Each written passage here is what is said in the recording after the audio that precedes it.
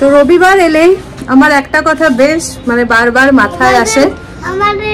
ছোটবেলায় বাবা বলতো রবিবার আসে যেন বারবার, আর মা বলতো না ওই একবারই ভালো। মানে রবিবার এলেই পুরো রুটিনের গন্ডগোল, মানে ওই একটু দেরি করে ওঠা হয়ে যায়।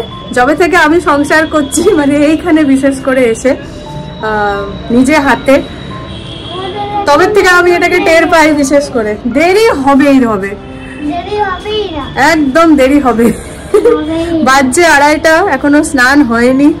সবাইকে স্বাগত জানাই আমার চ্যানেলে লাইফস্টাইল উইথ সঞ্চয়িতা ব্লগে দুপুর বেলায়।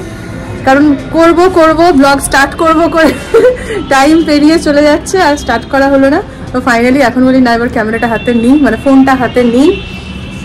পোগো আছে এখানে, দেখো যেটা বারণ করা হচ্ছে পোগো সেটাই করছে। আর অনির্বাণ আজকে প্রচুর হেল্প করছে, প্রচুর কাজ করছে, অ্যাকচুয়ালি হেল্প না, নিজের কাজ। এখন জামা কাপড় গুছাচ্ছে, রান্নাও করে দিয়েছে অনেকটা। মানে আমি ওই কেটে মেটে রেডি করছিলাম আর অন্যদিকে কাজ করছিলাম, অনির্বাণ কাজ করে দিয়েছে। এখানে হয়েছে আজকে বিরিয়ানি, কাচ্চি বিরিয়ানি নয়, দম বিরিয়ানি বানানো হয়েছে। কারণটা পরে বলছি আর কি। আর পোগোরও পিস পাস চিকেন বানানো হয়ে গেছে, জাস্ট খাবারই দেরি, মানে দুটো এখন ওই দমে বসানো আছে। এই হলো এখনকার পর্যন্ত হাল। আর ওই বাইরের হাল বলতে একবার করে রোদ বেরোচ্ছে, একবার করে মেঘে ঢেকে যাচ্ছে। এই হলো আমাদের সেই বিখ্যাত বিরিয়ানির হান্ডি, যেটা তোমরা বারবার দেখো। মানে আমাদের দিল্লি এসে এটা ফার্স্ট বিরিয়ানি হচ্ছে। আর এখানে গ্রেভি কিছুটা তুলে রাখা হয়েছে। পোগোর এখানে পিস পাস সিটি পড়ে গেছে। সো ফাইনালি ঢাকা খোলার টাইম। আর আগে একবার খুলে দিয়েছিলাম বলে ভাতটা দেখতে পেলে না, বাট গন্ধটা এসছে দারুণ।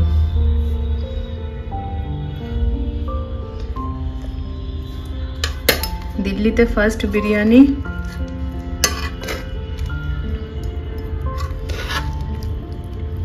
বিরিয়ানি খোলারও একটা তরিকা আছে জানো, মিক্স করার, মানে করলে ঠিকই থাকে। এখানে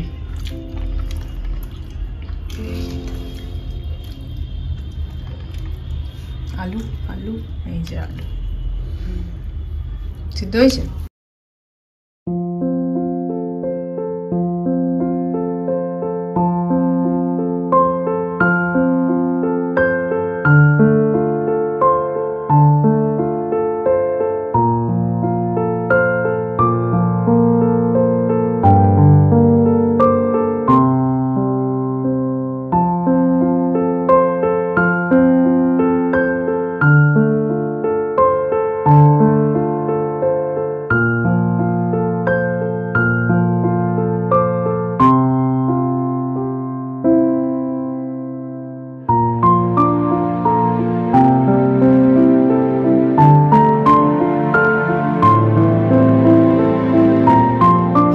যা বদমাশি স্টার্ট করেছে সব নেবে। সবচেয়ে বিকট হলো এই যে কুকুরের খাবারটা, এটাও হবে। আর দেখো একটা একটা করে আনছে আর হচ্ছে। ওটাও চাই, ওটাও চাই, নিতে থাকো। আর কি কি নেবে, এটাও চাই কিছু। হ্যাঁ হয়ে গেছে, হ্যাঁ ওকে ওকে।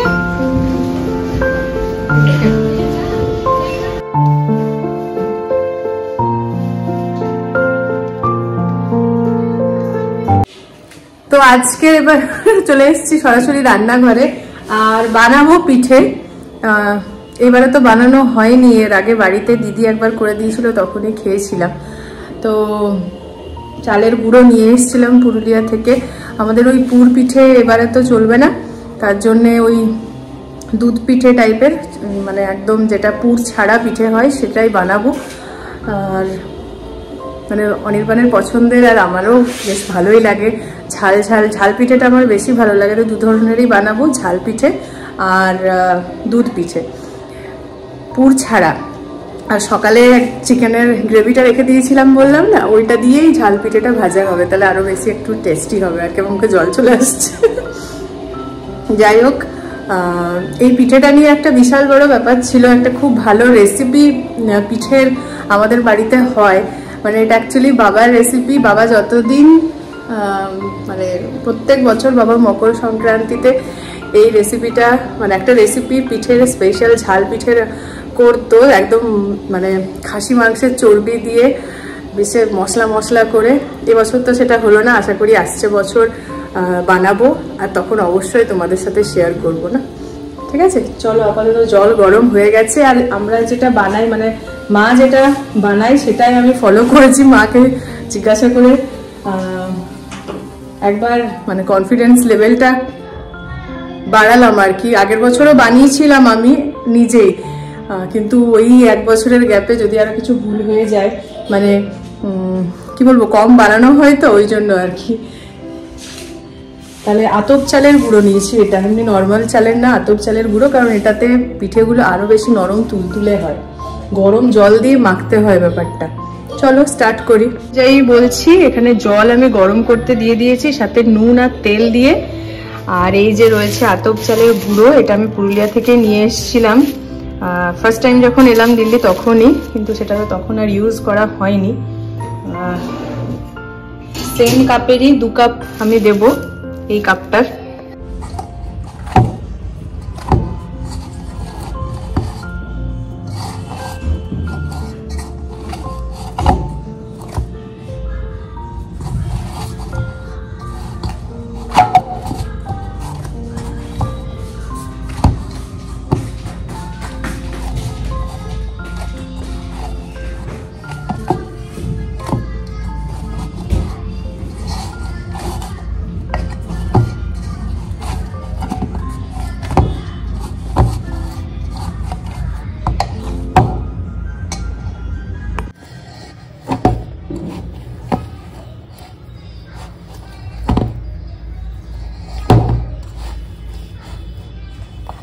ভালো করে মেখে নিয়েছি, আর তারপর তেল দিয়ে এটাকে আবার একটু থেসে নিয়ে ভালো করে আরো মাখতে হবে।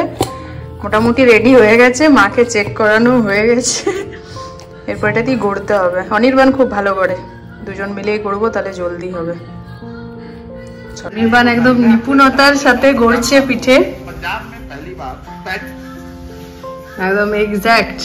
সবকটা সাইজ কিন্তু সেম। এটা ওই ঝাল পিঠে, ভাজা পিঠে হবে, আর এদিকে এই ছোট ছোট রসগোল্লার মতো এই কটারও সাইজ একদম সেম। এটা দুধ পুলি হবে।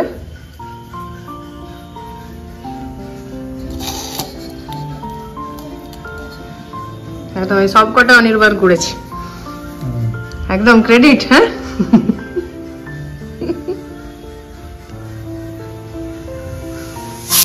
আর এই যে পিঠেগুলো চাপানো হয়ে গেছে।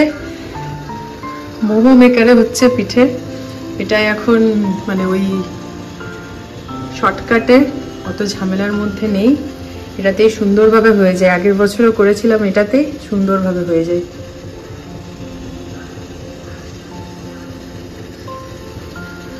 আর এইখানে দুধটাকে জাল দিয়েছি দুধ পিঠের জন্য, এলাচ দেওয়া হয়ে গেছে, এবার গুড়টা দিয়ে দেবো।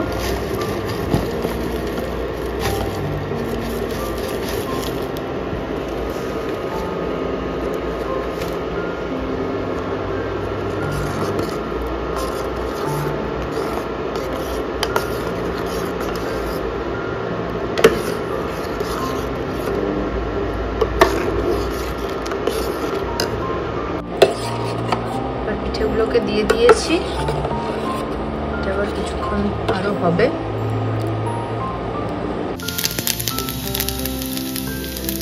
ভাজা পিঠেটা বানাচ্ছি এখন। একদম রেডি হয়ে গেছে। এতে দিয়েছে চিকেনের গ্রেভি, ক্যাপসিকাম, সব ধরনের সস, মানে tomato sauce, soya sauce, chilli sauce, green chilli sauce, তারপরে উপর থেকে ধনেপাতা। আর এটার যা টেস্ট হয় একবার করে দেখো।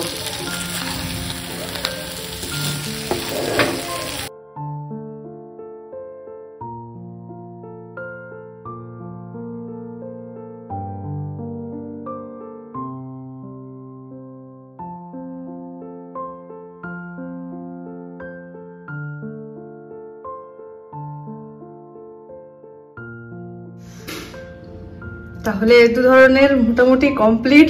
রাত প্রচুরও হয়ে গেছে কিন্তু না কমপ্লিট করে ছাড়াও যাচ্ছে না। তাহলে এটা করেছিলাম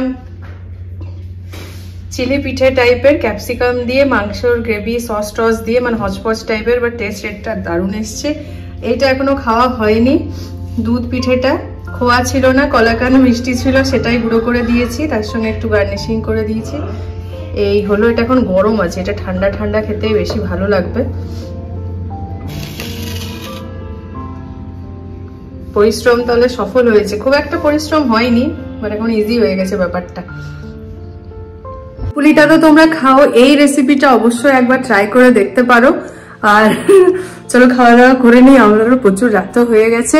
কালকে সকালে পগোরও স্কুল আছে, অনির্বাণেরও অফিস আছে, জলদি জলদি উঠতে হবে। ব্লগটা এখানে শেষ করছি, আশা করছি তোমাদের ভালো লাগবে। ভালো লাগলে আর রেসিপিটা ভালো লাগলে তোমরা ট্রাই করার পর অবশ্যই আমাকে কমেন্ট করে জানিও। আর ভালো লাগলে অবশ্যই একটা লাইক করে দিও। চ্যানেলে যারা নতুন দেখছো প্লিজ সাবস্ক্রাইব করে নিও। ভালো ভালো আরো রেসিপি, আরো ব্লগ, ডেলি ব্লগ নিয়ে আসবো।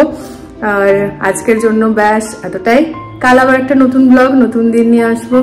Bye bye, good night.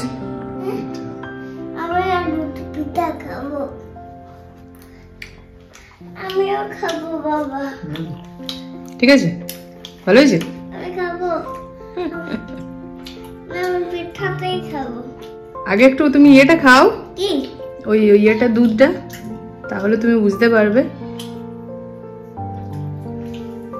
ভাল লাগছে টেস্টি? বাবারে বাবারে।